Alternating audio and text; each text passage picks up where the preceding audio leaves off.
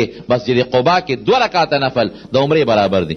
یو سفر خو بس تاسو دی چې څلور 5 کسان بزان لګاړي ونیسئ. زه مشکل به درته نی که ته ویره زه خو نابلد یم، نابلده نشته هلته الله امداد کوي. 5 څلور ځکه په ټول په یو ګاډي کېناستېدل مسئله نو تاسو تعغیب وایي زیاره چغې وایي 10 روپۍ به ورکړي ریالونه په ټولو به مو ګرځئ په ټولو څه مشکل به درته نی انشاءالله. خو د دې نه علاوه مسجد قبا ته چې تاسو په 2 درېم ورځ سهار کې خامخا ځئ ځکه د 2 رکعاتو ثواب دا د عمرې برابر دی. نبی علیه السلام فرمایي نو عمره خو ډېر ګران کار دی، اسانه خبره خو نه ده. نو هلته لاړ شئ او هلته 2 رکعاته لمونځ وکئ. بعضې خلک پکې خپلو ملګرو له مور او پلار لمکوي، خو دا خبره ذهن کې واچوئ که تاسو طواف بل چاله کوئ یا عمره بل چاله کوئ، مړي وي که جمدي وي یا نفل کوئ، ورې نیت کې به نه یادوئ. ډېر خلک په نیت کې وایي دا پلانکي لکوم، نه ګورې نیت کې به صرف الله یادې.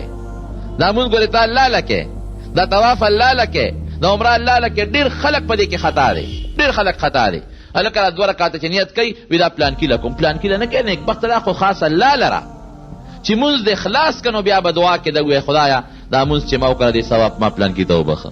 چې عمره دې خلاصه کړه د هغې نه پس به ووایې چې د دې عمرې ثواب ما پلانکي ته وبخه. چې طواف دې خلاص کړه د هغې نه پس به د ووایې چې خدای دې طواف ثواب مې پلانکي ته وبخه. ګورې دا ذهن کې واچوئ چې د طواف نه مخکې د عمرې نه مخکې د نفلو نه مخکې په دې نیت کې دغه ټیم به پلانکي نه یادوئ. ښه څوک به یادوئ؟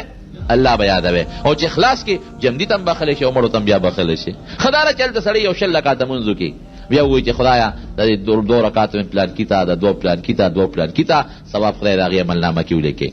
نو مسجد قبا کې به تاسو کوشش کوئ چې تاسو مسجد قبا ته 2 روپۍ اخلي، یک طرفه به لاړ شئ، هیڅ مشکل نشته، د دنیا ګاډي ملاویږي او هغه ډرایوران په اردو پیږي، دا مشکل نشته چې ګنې عربي غواړي او اکثر بنګالیان انډین پاکستانی په اردو باندې پیږي او که په عربي هم پیږي نو په ګوتو ړقولو نن سبا هر څوک یو بل پوهیږي یا ګوتې ورسره لقی پته لګي. قبا ته ځم، قبا لفظ خو تاسو ته یاد دی، 2 ریاله به د نوالي ته ونکوس کوې بس یک طرفه.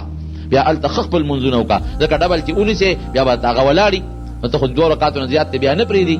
نو بس هلته ښه لمونځونه وکړه او 10 بجې چې شي نو هلته روزه ګاډي ملاویږي وایي حرم ته ځم، حرم را به دې ولې حرم خوا کې به دې کروس کې نیغ ورشه. نو چې ځای سهار وختي به مانځه پسې متصل ځای ځکه چې بیا وروستو ځای نو بیا د ماسپښین لمونځ د مسجد نبوي در نه خراب نه شي.